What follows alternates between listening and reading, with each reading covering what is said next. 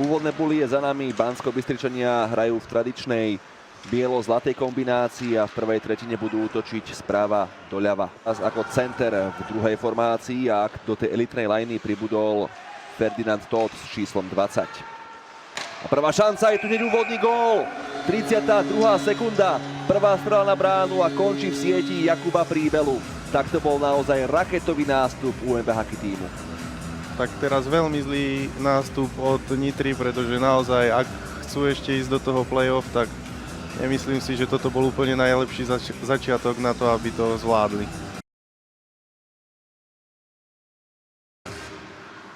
Proti nemu Daniel Gemel. Domáci Puk, ale majú na svojich hokejkách aj tu druhý gól v tomto zápase. Peter Pažický si našiel priestor a nechytateľne to zavesil pod hornú žurtku.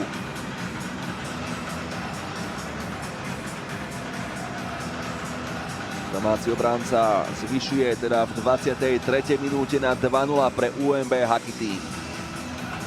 Tu prihrávku ešte zachytil David Šoltés, domáci sú pri chuti. Chcú pridať aj ďalší zásah, aj z tomu blízko to dáva na 3-0. Tak teraz ako sme chválili brankára, tak naozaj teraz ho tak vykúpali, že nemal čo spraviť a začína sa Nitrančanom trošku rozplývať sen o tom, že by mohli dneska vyhrať.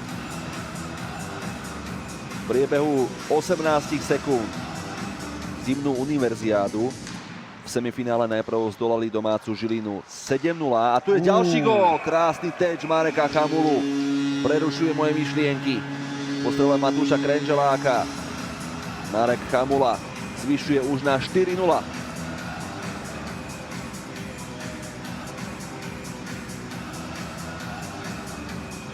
Volal Lukáškovi též, ešte sa bude uvažovať, že to nebola vysoká hokejka, ale Nemyslím si, že to bola vysoká hokejka. UMBčkári zdolali Košice vysoko 17-0. Bola to najvyššia výhra v histórii UMB Hockey tímu. A to je ďalší gól, domáci to už je.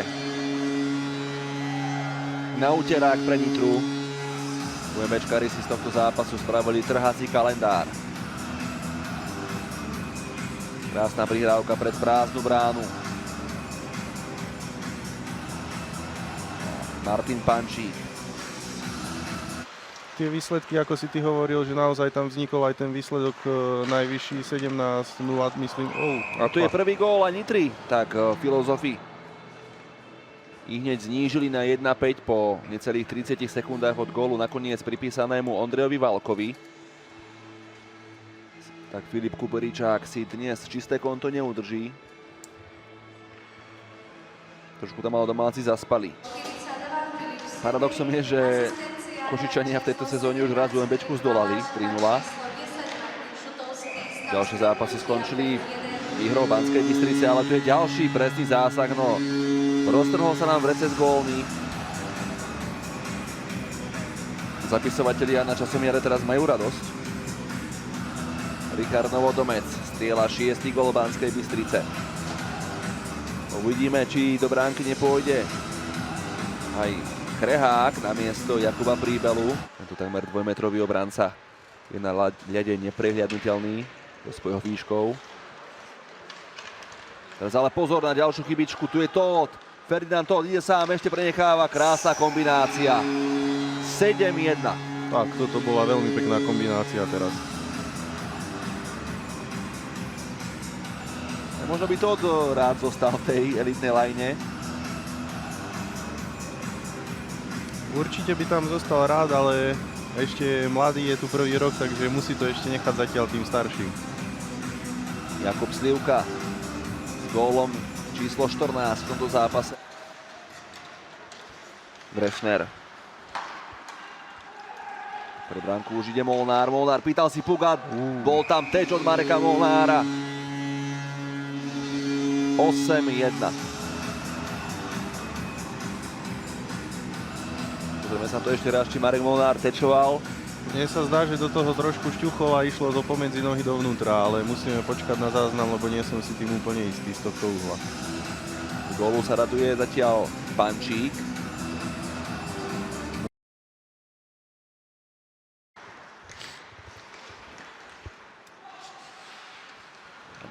Hneď na úvod majú domáci výbornú šancu. Novodomec šapuje pred prázdnu bránu a je z toho gól. Ako sa nám zdalo, že ten puk, nevieme, či sa odrazil od brankára, alebo toto, ale nakoniec to bol až z brány, takže po 26 sekundách je tu 9. presný zásah.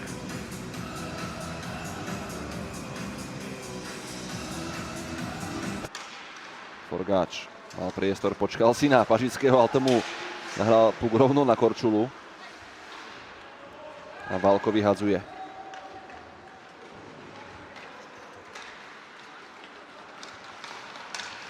Teraz výborný prienik do otvorenej obrany a Smolka. Výborne zasiahol ešte aktivita Nitry. Ďalšia šanca, gól! Milka Presilovára. Zásluhou hostujúceho Baláža. 2-9 z pohľadu Nitry.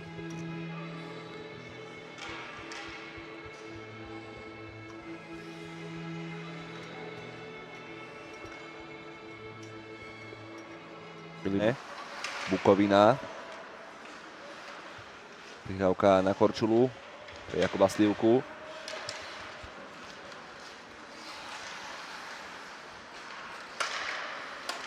Šoltés. To skúsil, a je to gól. 10-2.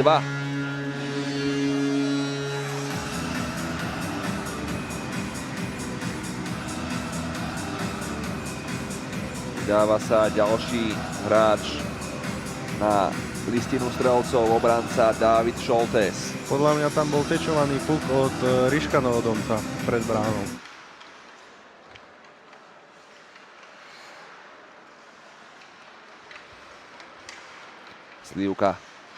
Slivka dáva ďalší gól. Tým pádom asi vyrovnal, čo si hovoril v druhej tretine, že Škvárka, či kto je prvý? Marcel Škvárka z Trenčína, áno, ktorý mal na konte pred týmto zápasom 16 gólov. Jakub Slivka dáva svoj 16. gól práve teraz. Výborná robota Tóta. Proti Áčovi.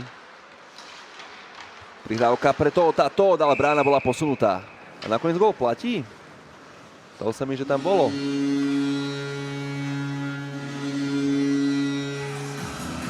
Posunutá brána, ale rozhodcovia ukázali, že aj napriek tomu, že brána už nestála v tej polohe, v ktorej mala, tak gól uznávajú. Je víťazom základnej časti a pôjde z najlepšej pozície do k obhajobe majstrovského titulu. Záverečný zápas v základnej časti vyhráva UMBčka nad Filozofmi z Nitry 12-2.